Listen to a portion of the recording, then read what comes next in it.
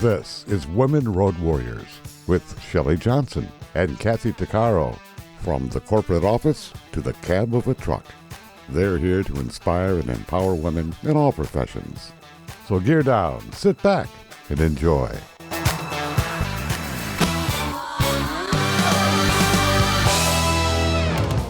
Welcome. We're an award-winning show dedicated to empowering women in every profession through inspiring stories and expert insights. No topics off limits on our show. We power women on the road to success with expert and celebrity interviews and information you need. I'm Shelley. And I'm Kathy. Conflict is a part of life and something we all like to avoid. But what if you can learn to love conflict? Now that's a concept. Anna Lecat teaches that conflict isn't a problem to solve. It's an opportunity to connect, collaborate, and build something new. That's a perspective we can all embrace. Anna reframes conflict as a kind of tango that comprises tension and connection, which equals creation. Anna is an intimacy and conflict consultant, speaker, and author of Loving Conflict, Creating Collaboration Where Others See Division. She brings over 25 years of leadership skills to help individuals, couples, and organizations stay connected when it matters most. Kathy and I were impressed with her take on life and wanted to learn more, so we asked her on the show. Welcome, Anna. Thank you for being with us. Thank you. It's great meeting you both. Oh, and vice versa. You know, you certainly built your powerful perspectives at an early age growing up in Ukraine. I am just amazed at your whole thought process. Your story is super compelling, too. You refused to accept groupthink and gained acceptance even when you experienced conflict, division, and prejudice. Could you give us maybe the cliff notes of your story and how you got started in all these wonderful revelations? Yes, with pleasure. Thank you for asking. So I was born in Ukraine, in Soviet Ukraine, and I left home at 17. I moved to China, and it was not obvious because around 16, it was when Soviet Union fell apart, and it was very hard to actually leave because all the borders were closed, and it was hard to get a visa to go anywhere out of Soviet Union. And so I applied to all kinds of scholarships everywhere in the world to go travel. I wanted to leave and discover the world. And then I found out that China had a program where if a Ukrainian person studied Chinese and learned it well enough to get into Chinese university, they would give us a visa and scholarship to go. And so I came home to my parents and said, okay, where is China? I'm going to learn Chinese and get into Chinese university, which I did. And then Oh my God. Sorry, that alone is a huge accomplishment. I can't even fathom learning Chinese. I'm sorry to interrupt, but oh my God, I'm impressed. So I learned, well, actually, there's nothing to be impressed about. It was my ticket out. And I think both of you understand that, right? When we are desperate and hungry and we need something, we can do hard things, right? So true. I would have learned anything at that point to get out and to see the world. And so I did, and I got into Chinese university, and then I stayed in China and started my first business when I was 19. And I started working in the manufacturing industry where there were no women, no young women, no white women. I met a business partner, a Chinese man who was older than me, who said he was looking at me struggling, trying to figure out how to do business in China. And he said his name is Hongzhou, and I called him George because it was easier for me to remember. And he looked at me and he was like, well, you have big dreams, but you have no idea how to do business or do business in China because I didn't go to business school. I didn't really know. I just knew that I had big dreams and I needed to survive and feed myself. And so I decided that doing business was the best idea. And so he helped me. He invested in me and in my business and helped me establish in a company and taught me how to do business. And so we started, so by 20 years old, I already had a business in China. And we were traveling from factory to factory, The idea was to represent Chinese sustainable manufacturers who build high quality products in front of the US manufacturers and brands. And at that point, it was the time when made in China stigma was born, where everybody thought that all Chinese products are bad quality products, while really what was happening was that the US brands asked Chinese factories to produce things that had what's called planned obsolescence in them. So the ask was build us something that's going to break in a year. Oh. Because the idea was, well, if we buy something in the US and it breaks in a year, you go and buy it again, right? And and that's not the best perspective, because that does not inspire confidence. It doesn't, right, absolutely. And so I thought, okay, let's change that. Let's only build high quality products. And so we decided, bravo, by the two of us decided we can persuade Chinese factories to build well, to build long term, and we promised them business. And so that was already strange, because that was not what other people were doing. And so we built that business, and it was challenging, because we would go from factory to factory, and they would see this young Western, well, not non-Chinese woman telling them stories about how she's going to bring them business. Very few people believed me, but I spoke fluent Chinese, and I was hustling. I was persuading people. And so we finally built a database of suppliers, and then I went to the States and I found them business. And so that was my beginning in business, in the business world. Then I moved so that was my first immigration. Then I moved to the United States. So I lived in China for 15 years. Then I moved to San Francisco, lived there for 12 years. And then I met a man in San Francisco who was French, who we fell in love. We decided that we will get married and have kids. And 4 years ago, we moved to France. So that I'm on my third immigration now, which is actually my hardest immigration yet. I think that as we get older, changes are more difficult. I agree. Definitely, it can be. Oh my goodness, you have had quite the life, and certainly tenacity. Oh, your tenacity as a teenager. But you were kind of, like you said, it was necessity to do all of these things, and that will motivate you. But your childhood in the Soviet Union was not easy. You experienced both anti-Semitism and cultural erasure. And of course, you had to wait in long bread lines with your mom. And you really had to be very careful.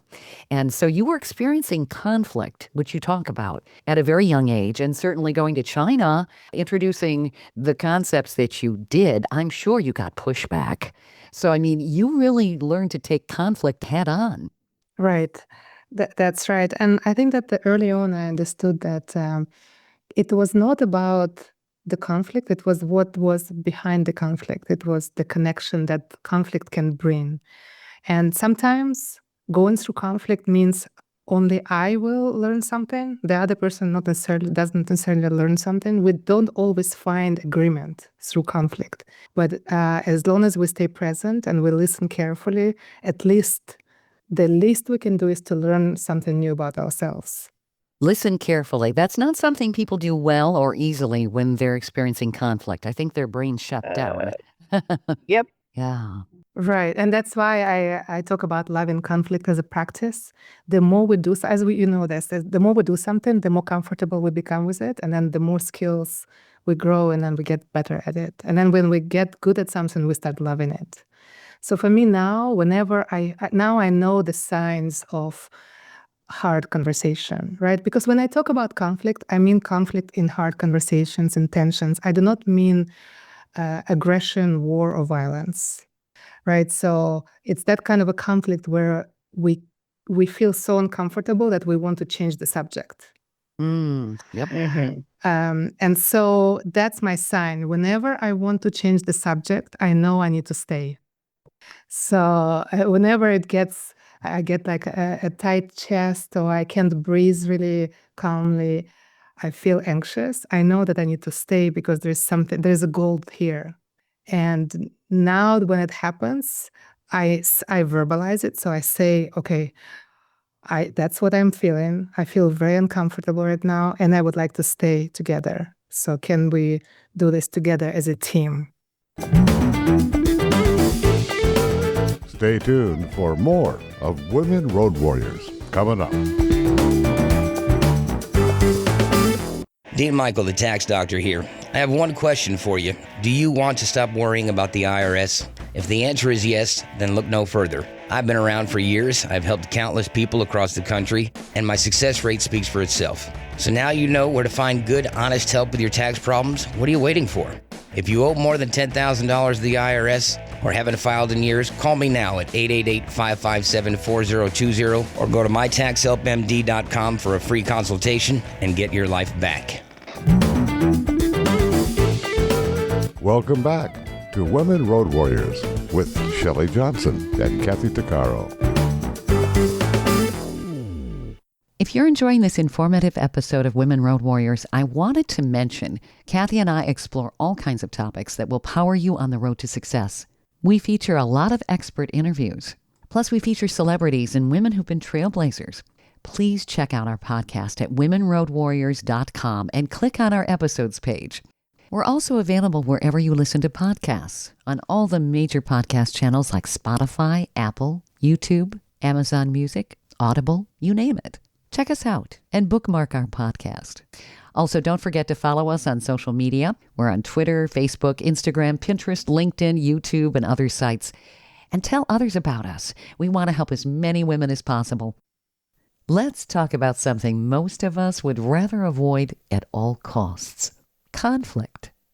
We dodge it, soften it, suppress it, or pretend it doesn't exist. But what if conflict isn't the enemy? What if it's actually the doorway to deeper connection and collaboration? That's the powerful reframe our guest Anna Lecat brings to the table. Anna teaches that conflict isn't a problem to fix. It's an opportunity to engage, understand, and create something new together. She even describes conflict as a tango, where tension and connection move together to create something meaningful. As an intimacy and conflict consultant, speaker, and author of Loving Conflict, Creating Collaboration Where Others See Division, Anna draws on more than 25 years of leadership experience to help individuals, couples, and organizations stay connected when it matters most. This is a conversation that could completely change how you see disagreement, and maybe even how you show up in it. Anna? You talk about conflict as a path to trust and collaboration, and that most of us do avoid the hard conversations. I think none of us find it comfortable. We want to avoid it, and the avoidance disconnects us. So how do we get through a hard conversation? Is there a way to address that or to proceed? Because I'm not sure people know how. To me, the first thing we do is stay. The first thing we do is stay. All right. Right. So we need to slow down and not run away, not change the subject. Most people do not get to this stage. Subject is changed.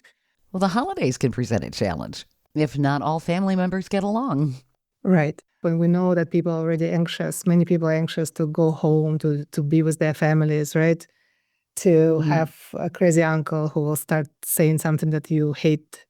And people are like, oh, let's just not talk about that, right? That's like the agreement at the family table. Let's not talk about politics, right? Or let's not talk about religion. And to me, these are the most important conversations in the family, because behind those conversations are our values, our love, our fears. And so as long as we can get deeper, so not stay on the surface, but get deeper. So if somebody is very passionate about a topic, the thing to do is to listen carefully. What is it that they're passionate about? What's behind the passion? What is their fear? What are they afraid of? And what is it that they're standing for? What are they trying to get through this passion? And talk about that instead. So instead of talking about the issues at hand, always getting deeper. Basically get inside their head. Do people always know when they're passionate about something why they are? Because I think sometimes people just shoot off and when it's the heat of the moment, they say things they regret. I think that there's a loss of control in those kind of situations. Right. And so when there's a loss of control on the other side, so let's say you're having a hard conversation with someone and they're losing control. I learned this in China early on. We had a negotiation between an American company and a Chinese company, and an American executive got so angry, he hit the table with his fist. And I looked at the Chinese side, and they were all smiling. They all calmed down. When the angrier the American executive got, the calmer the Chinese people got, and smilier. And I got so confused. I was like, they're not matching it. They're not getting defensive. They're not getting upset about the expression of anger. And so I matched how they were behaving to see what was going on. Just, I listened very carefully. And then slowly the American executive calmed down. And as he calmed down, I asked them, the Chinese guys, what was going on? Why is it that you didn't match? Why didn't you get angry too? Why didn't you hit the table? And they said, whenever somebody shows their anger, listen, this is the time to listen. Because they will show you, first of all, if they're angry, it means they care. The worst case scenario in a conflict is when people dismiss you, when people don't care anymore, when they shut down, because then connection is the hardest, right? But if they're yelling, if they're angry, they care. They care about this conversation. They care about your opinion. They care about negotiation. They care about something. And when we know what people care about, it's gold. It's like the key to their heart.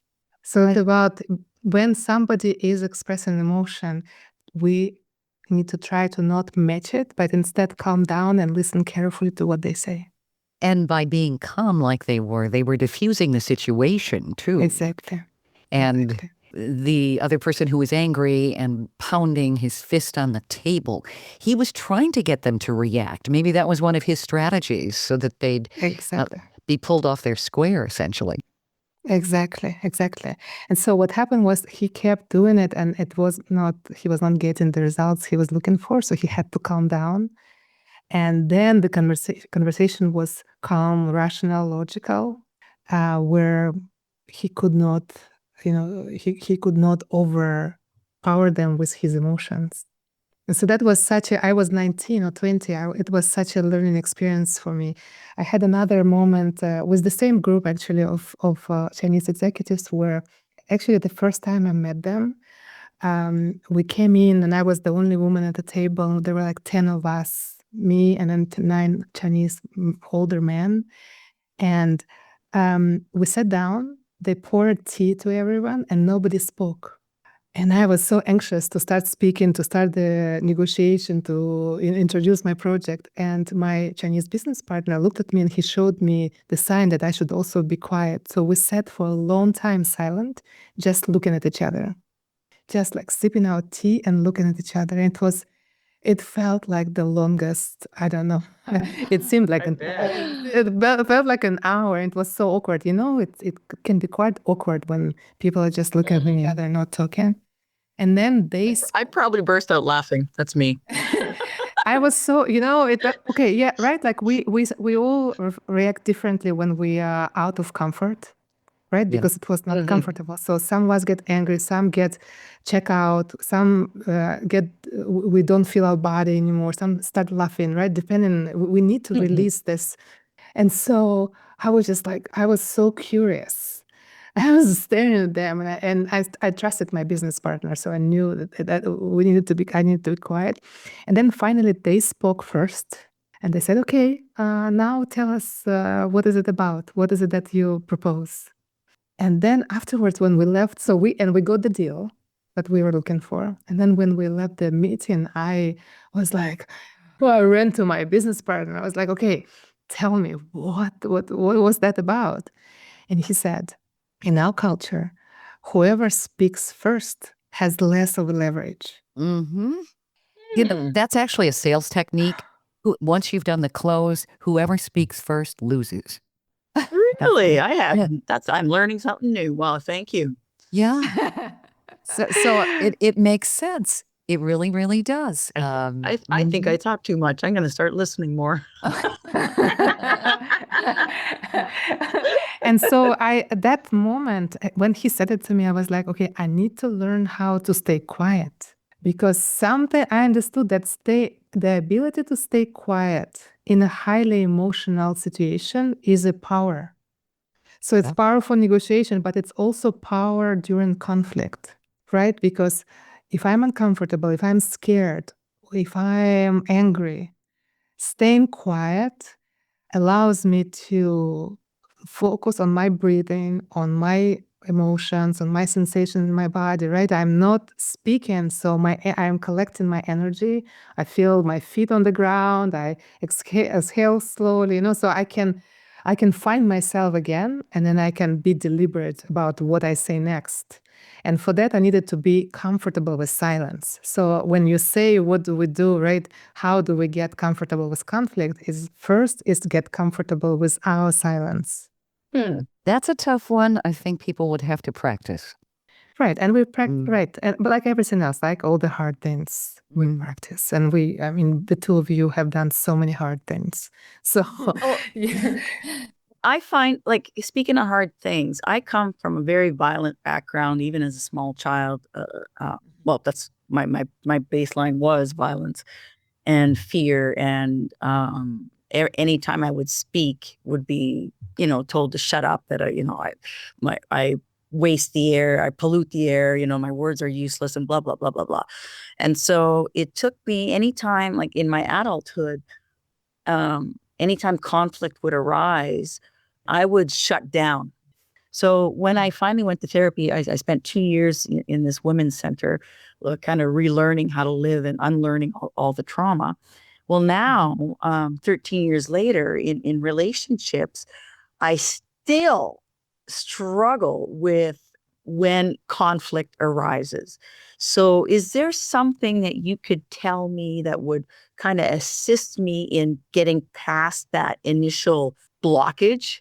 Is there something that you could say that would help us kind of cross that barrier? I will share with you what I do, because I also, we're not comparing traumas, of course.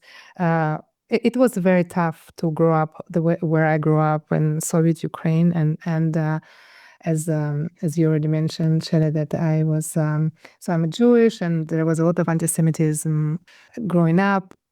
So I was in many situations where it was dangerous and violent, and now when I get triggered and I get flooded emotionally, right? So I'm not able to be deliberate. For me, what helps me, and I think it's so different for everyone, like, right? And there is like a long list of things that we can do. If somebody's volume gets too loud for me and I cannot hear them anymore because all I see is violence, right? Or the possibility of violence, I feel unsafe. I will say, I want to stay in this conversation, but not at this volume. Can we please change the volume? Or not at this tone. I cannot be here with this tone. Okay, so you set boundaries is what you're doing. Right, but you hear my voice, right? Yeah. Mm-hmm. So this voice, this calm, grounded, low voice is where I am at all times. So whenever I feel that I cannot stay in this voice, I need to change the situation. I need to redesign the situation. So to me, my number one priority in life is staying at this voice at all times. So yes, I'm a mother of 3 children. Yes, I run business. Yes, I'm a wife, and I have my parents, elderly parents who live with me. Yes, I have many responsibilities. But I believe that my number one responsibility is to myself and to my mental health. And the expression of that mental health is that my ability to stay calm and speak this way no matter what. Because I know that this is when I'm not triggered or flooded, right? And I know that when somebody else gets angry or scared, which is the same thing actually, because people get scared and then anger is there to cover up the fear, right? as long as I stay in this voice, in this calm, I can regulate them, co-regulate them. But the moment I get out of this and I get angry and I get dysregulated, then I need to get out completely. I need to get out of the room. I need to get out of the conversation, go to the woods, walk, calm down, find back this calm, and then go back into the conflict. Stay tuned for more of Women Road Warriors coming up. Industry movement Trucking Moves America Forward is telling the story of the industry. Our safety champions, the women of trucking, independent contractors, the next generation of truckers, and more. Help us promote the best of our industry. Share your story and what you love about trucking. Share images of a moment you're proud of. And join us on social media. Learn more at truckingmovesamerica.com.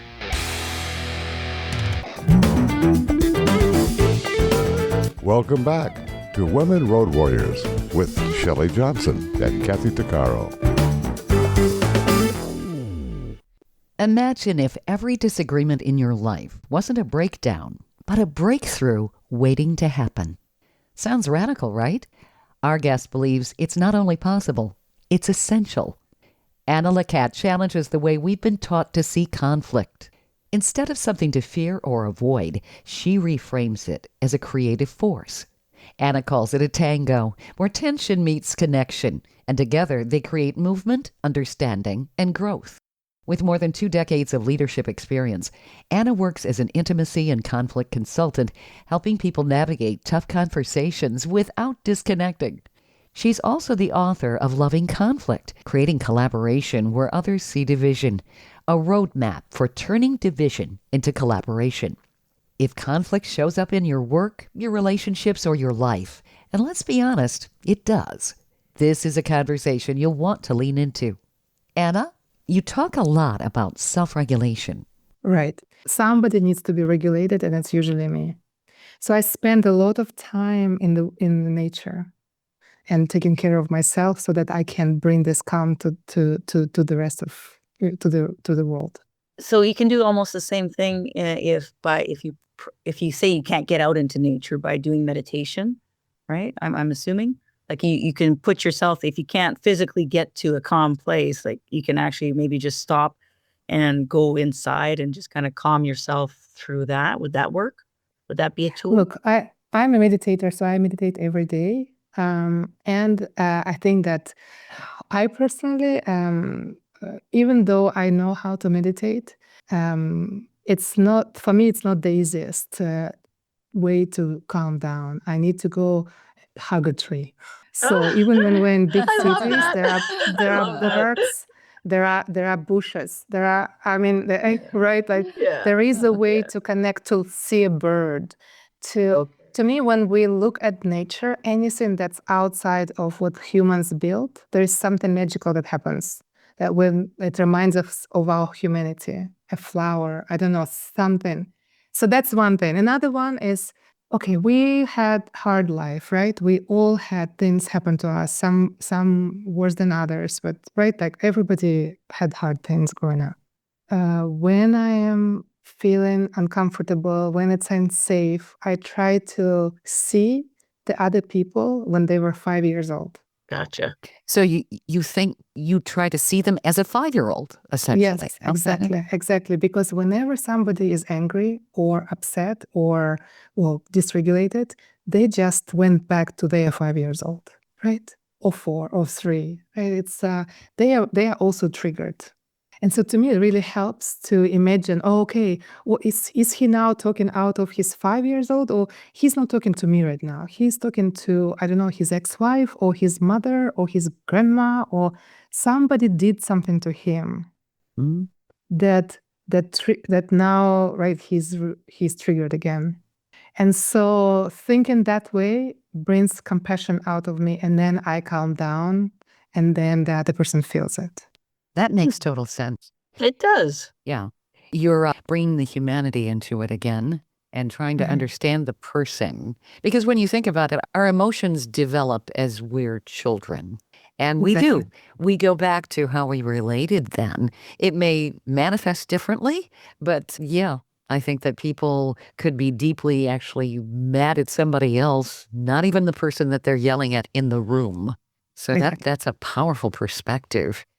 I just wanted to mention one more thing that helps me. So when I am having a conflict with my husband, for example, I know that we are both very powerful, and we both run our own businesses, and we're usually out there in the world making decisions. So when we are having an argument, it's some sort of competition happening. We forgot that we're a team, that we're on the same team, and we are going one against the other. And so we now know, we've been together now for 15 years, that when this is happening, we need to switch and remember that we are on the same team. So we need to sit next to each other. So we never have difficult conversations when sitting one in front of the other. So when we're in a restaurant, for example, and we know something tough needs to be discussed, we ask to be seated next to each other. And the problem is in front of both of us. So we are never one other's problem. The problem is in front of us. And we are on the same team. And so that reminder really shifts the perspective. We don't need to be defending from the other person. We are together looking at something happened in our life that dysregulated us. It's not each other. That's a powerful perspective. Another one is, I think that we forget often, is how touch is important for us as human beings. Sometimes when somebody is really angry, I will just slight, with the intention of calming them down, will just touch them on the shoulder. Yeah. And it's just just like with like I'm thinking like how I'm with my kids. If they're upset, I'm not going to yell at them because they're already upset, right? I need to regulate them to calm them down, so I will hold them, right? But like in a corporate environment, for example, I can't hold an executive. I could. Can you imagine going to hug the CEO? Like, oh, come here. I could, but it's not always appropriate. And so, but I will, to the extent that it's still allowed to do in a corporate America, I will initiate some kind of a touch.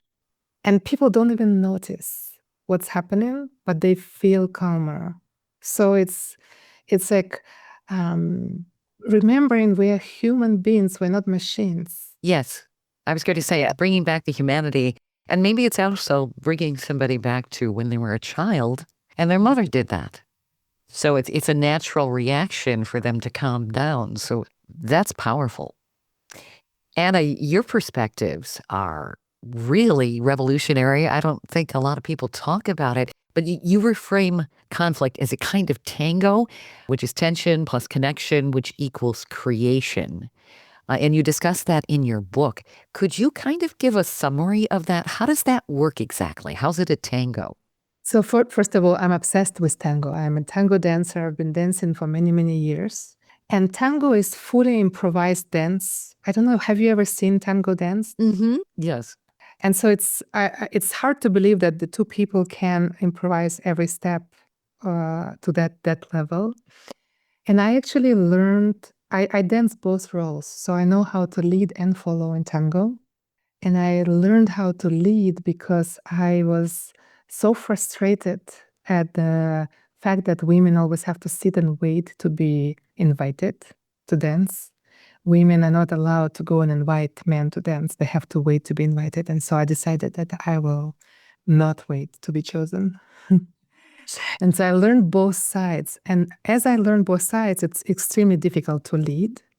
I understood that actually every step of tango is negotiated and questioned.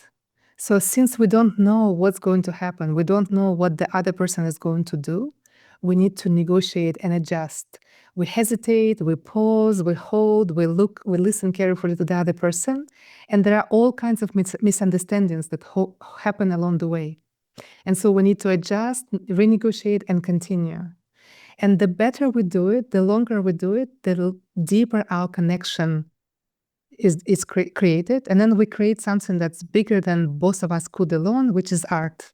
And so the more I practice, the more I realize that all the skills that we need in conflict to stay connected through conflict, we already practice them in this kind of improvised partner dance.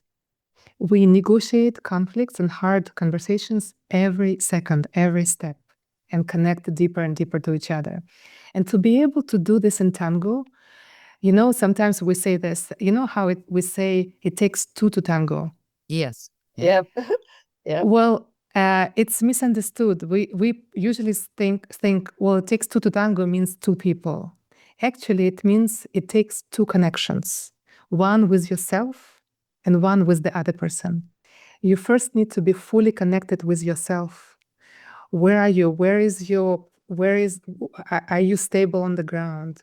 Do you feel your breathing? Do you hear the music? Do you know, where's your balance? And only then start noticing the other person. Where are they at? How are they feeling? What is it that they need? If we cannot stay connected with ourselves, we cannot connect with the other person. It's the same in a hard conversation or in any conflict, right? We need to first know, where am I? Am I okay? Am I safe?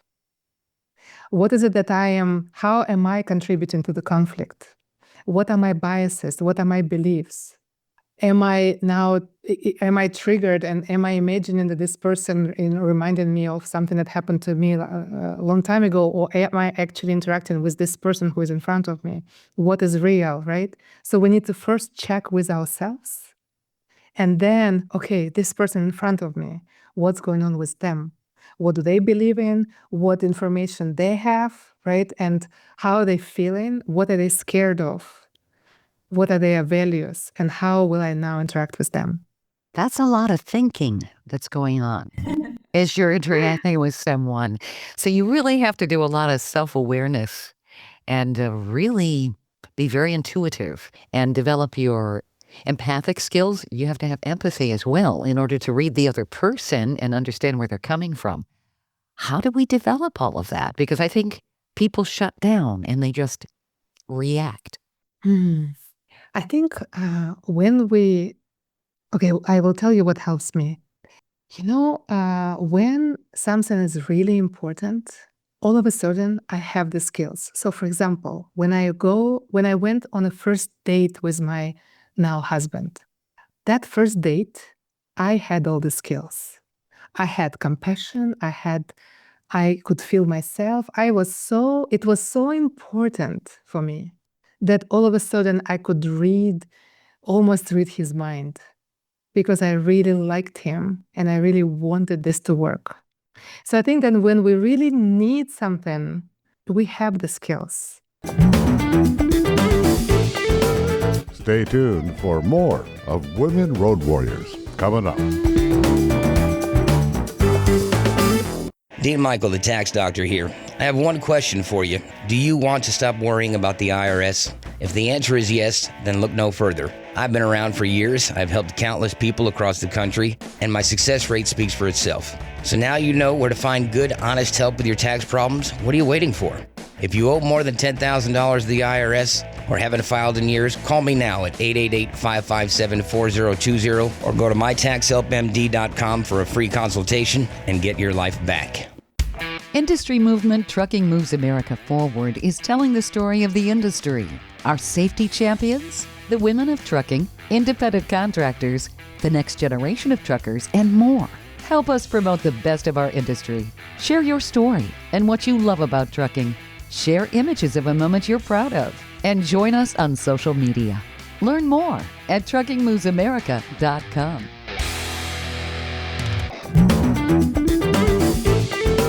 Welcome back to Women Road Warriors with Shelley Johnson and Kathy Tuccaro. Conflict touches every part of our lives, our relationships, our workplaces, even our inner dialogue. And yet, most of us were never taught how to stay connected when tension shows up. Our guest, Anna Lecat, believes conflict itself isn't the problem. Disconnection is. She invites us to see conflict as an opportunity to collaborate rather than collide. Through her unique perspective, Anna describes conflict as a tango, a dance of tension and connection that, when navigated with awareness, leads to creation instead of division. Anna is an intimacy and conflict consultant, speaker, and the author of Loving Conflict, Creating Collaboration Where Others See Division. Anna, in our last segment, you were saying that when we really need something, if there's a conflict or something that we want to accomplish, we have the skills to do it. We're more in tune. Right. And so means that we know how to do it. So now when I'm in front of someone and it's difficult for me to connect, I take myself back to the moments when it mattered. And I had the skills, and I bring that compassion and that attunement and that presence into these conversations. For example, for me, and I think we all have different triggers, right? For me, I have this one trigger. When I'm with someone who is arrogant, I get triggered. It's very difficult for me to connect with somebody who thinks they are better than everybody else. You know those kind of people? Oh, yes. Yuck. I can't stand people like that. Okay, very good. So we have the same triggers. I'm glad. So, and so the other day I was having lunch with a acquaintance here in Paris, and as she was paying, she handed the credit card to waiter without looking at him. And for me, I think waiters are, or anybody who helps me, they are extremely important. I will stop everything to honor them because they were bringing me food, right? And it doesn't matter what I'm doing. I'm going to thank them. I'll talk to them I ask them their name, and I want to honor everybody who's helping me.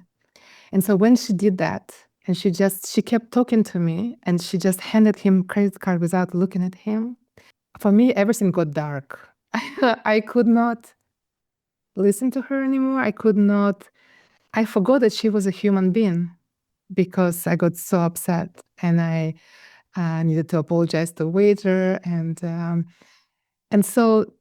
but I want to stay connected with her. And I don't want to be that person who acts out of the darkness and over the upset. And so it really was like walking out of the darkness into the light of like, okay, she's still someone I just had lunch with. So how do I talk to somebody I love and somebody I care about? How do I look? So I literally sat up, and I looked at her so I changed my state first. And I pretend, and then it comes back, and then I find my voice, the calm voice, and then out of that voice I can address it. So then I addressed it with her.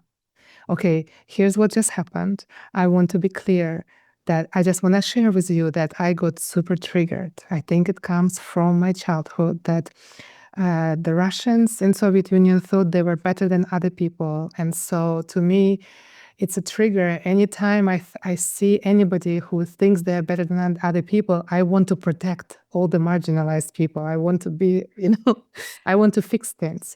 So going forward, can you please not do that? And I explained to her why it's so important to look people in the eye when you pay them.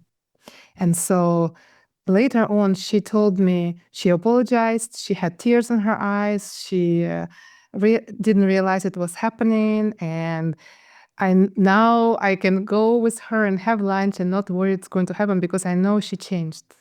You gave her a valuable message, and you were able to handle it in a very diplomatic way that she was able to accept. Is that where the whole concept of loving conflict comes in? Because I'm seeing from your book, it means not engage, not handle, not tolerate, not manage. And it also does not mean picking fights, being aggressive, seeking drama, and abandoning your own needs. You're essentially being very proactive and assertive rather than aggressive. I mean, it's all of these positive things where you're in control of yourself, and then you are able to get the reaction that you would like to have from someone else, or at least cooperation. Exactly, yes, because collaboration is what I'm looking for at all times. And I think that this obsession with collaboration comes from the fact that I'm now in the middle of several major conflicts in the world.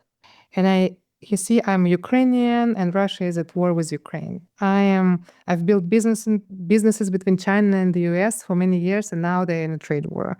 I'm Jewish, I have a family in Israel, and I have friends in Palestinian community, and there is a conflict in Middle East, right? So I'm constantly in situations where I know that if we do not collaborate, we have war. It leads to war. So, we can look at it on an example, on the private examples in our families. We know that if we don't have hard conversations for a long time, it leads to breakups and divorces and right, and disconnection. If we take it on a community level or company level, it leads to worse situations. And then if we take it to countries level, we see what's happening with wars, right? So I think collaboration is something that we all need to learn right now. And we cannot collaborate without moving through the conflicts, moving through the difficult conversations. And you said, and Shelley, you said before that it's so much work. And yes, it's a lot of work, but I think that without this work, we do not get the deep love and the deep relationships that we all yearn for. You have some powerful messages here. You should be a world diplomat. I mean, I think that world leaders could really learn from all of your principles here. I'm looking at some of the points of your book: engage with presence, assume nothing, listen to understand, the art of questioning, and the rule of us, which is moving from me versus you to we, to build a shared identity, even in disagreement. We could use that today. Those concepts, I think that there is so much divisiveness. We're shattered, we're fragmented, and we don't have a shared identity. Right, absolutely. And I think it's definitely right now a time for us to change that. And I'm working a lot with groups that are very fractured. So I am, as you know, and as you mentioned, I'm a conflict and intimacy consultant. So I'm now hired by organizations and companies where they have a major conflict, or when there is a hard conversation to have and they are not managing it well. I also work with families, or many couples that are pre-divorced, for example, or when they have a something very hard happening. And I come in and I teach them, I walk them through these steps that you just mentioned. And we work on the skills so that they are able to do it. I work a lot in Asia, for example. As I'm fluent in Mandarin. I work a lot in Asia in family businesses where they have generations working together, and where they have a lot of conflict, where they have like an older founder and who brings in the younger children and they don't really speak the same language. Or in the States, for example, nowadays with what's going on in politics, it affects corporations, right? It affects boards, it affects teams where they stop anytime something major happens politically, they stop talking. And so I come in and I facilitate those conversations. So we all sit together and hold hands. I love it. Where do people reach out to you? Because I imagine you work with individuals as well as, like you said, corporations. Where is the best place to reach out to you and to find your book, Loving Conflict, Creating Collaboration Where Others See Division? Yes, thank you. So my website is annalecat.com, and my book is coming out end of March. So it's now going through the birth canal. So it's finished, but the publishing is happening end of March. And I work a lot with couple. Right now, my focus is couples, because I believe that if everything is good at home and in our intimate life, we carry that security, that safety, and that anchor into our public life. I think that when we have enough intimacy to feed our body and soul and what we want from love, we are then kinder and more compassionate to people when we go out and we interact with the world. So I'm really putting a lot of attention now on that, and work with many couples in the States where they are missing intimacy because something happened where trust was broken, and we are walking back into trust together. I love your perspectives, Anna. People can reach out to you at annalecat.com. That's spelled ANNALECAT.com.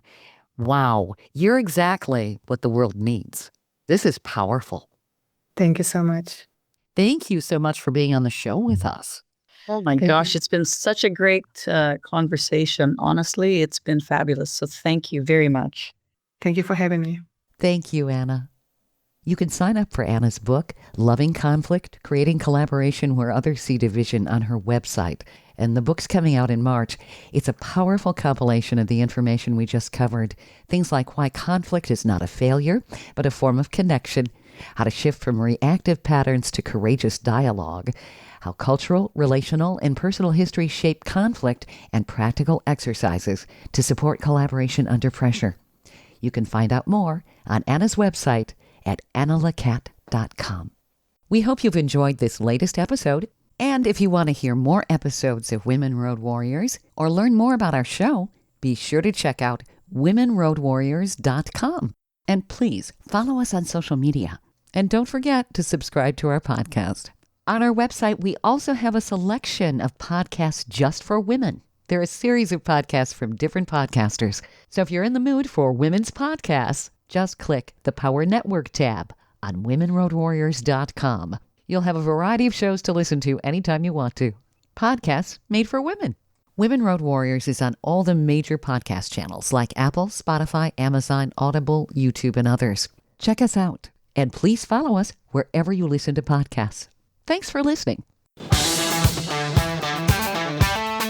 You've been listening to Women Road Warriors with Shelley Johnson and Kathy Tuccaro.